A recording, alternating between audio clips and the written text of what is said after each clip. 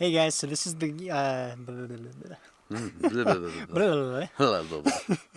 What's up, guys? Welcome to Snakes and Trails Season 3. I'm Tyler. You all know Brian. What's up? So we're gonna today what we're doing is we're making a flip site to hopefully come back and flip some snakes. We're in an undisclosed location. Don't ask me where we are because I'm not gonna tell you. And yeah, let's get at it and make some flip sites.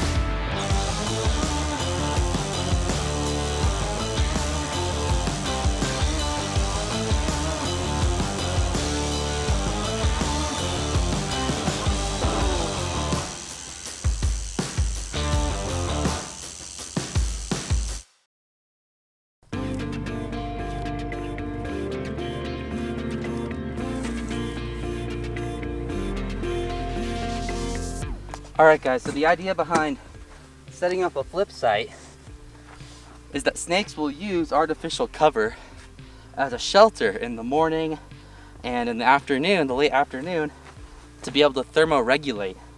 And what that means is basically being able to control their own temperature, their own body temperature, because they're cold-blooded. So what I'm thinking about when I'm setting out my boards is what areas are going to be good for thermoregulation. So it's good to have some area in the shade and some area in the sun so that snakes can go back and forth in those areas of your board.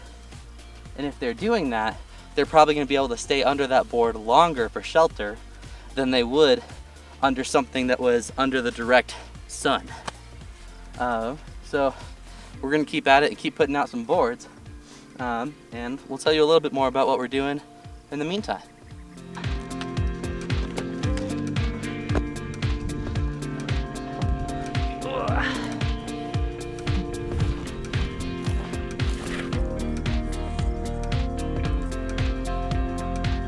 Alright guys, so we can't always put our boards under the shade when we're trying to evenly space them out. So one thing we're trying to do if we're doing that is look for rodent burrows like this.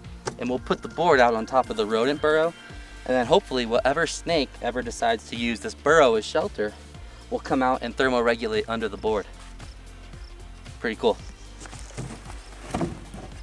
Alright guys, we're done setting out all of our boards. We're going to go ahead and start cruising this road. Should be pretty fun. See what we can find. Done.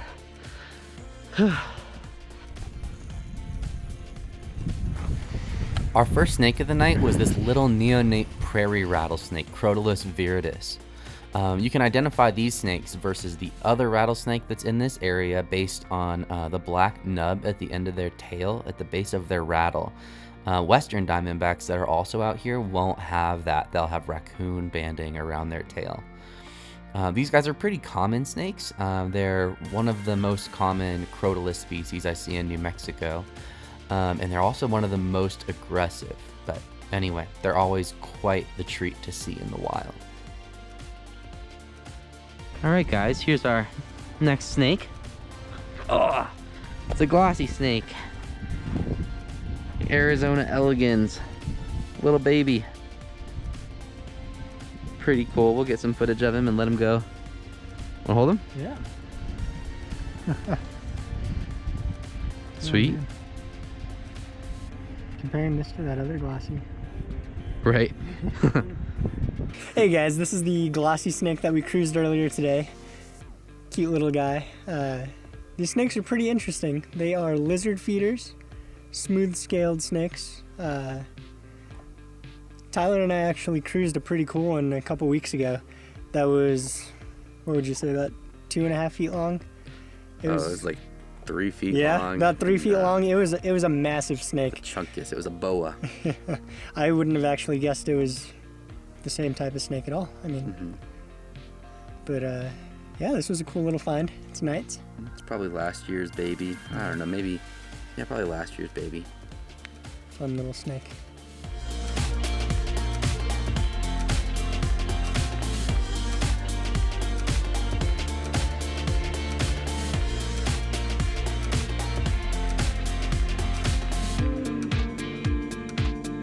Alright guys, out here with our next snake.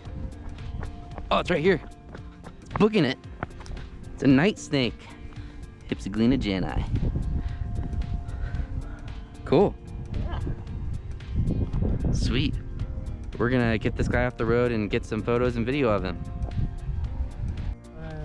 Oh guys, check it out, another night snake. I think this is the 4th or 5th one we've seen. It's really kind of got some good contrast. Like the black on the outside of his little brown spots. It's kind of cool, but all right, we've had like 4 snakes get off the road from us today so far.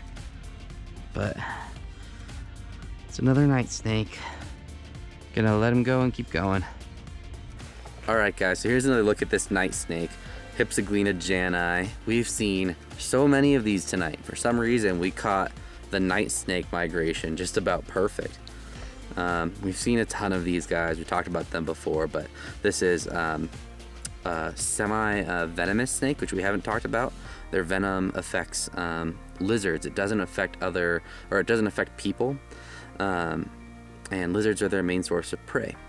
They also have vertical pupils, a collar around their neck, 2 dots running down their back, and a white belly. Anyway, super common snakes tonight especially.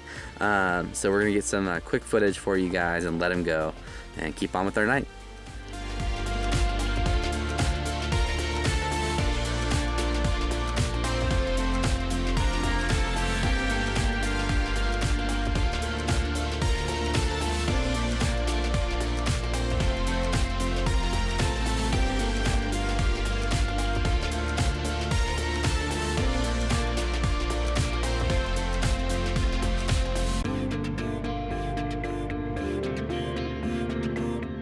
Alright guys, so that was a pretty fun night. We didn't end up seeing as many snakes, except for night snakes. They were everywhere. But we did get to set up a flip site, which was awesome. I'm hoping that will produce milk snakes in either next season or maybe in the fall. And yeah, pretty cool. Oh, and we got to get some pretty good footage of snakes that are normally pretty hard to pose, so that was pretty cool. What was the highlight of your night? You know, I don't know if the highlight of my night was the 4th or 5th night snake, but oh man, definitely had fun filming. Had fun setting up our little staging area and yeah, it's always fun. fighting off all the insects. Yeah, it's always the best it was part. a ton of fun. So anyway, thanks for watching Snakes and Trails. We'll see you guys next week. Later. See ya.